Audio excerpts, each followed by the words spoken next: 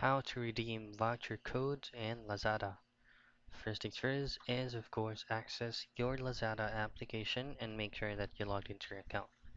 And you also have to make sure that all of your payment methods and as well as your shipping address has already been set up and will be ready to purchase items.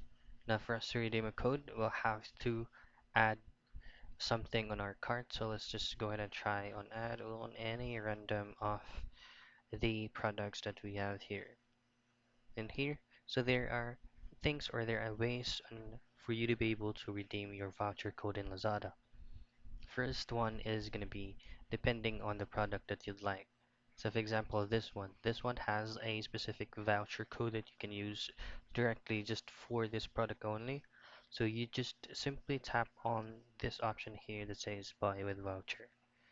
And if you would like to use or redeem the voucher codes that you already have from your card.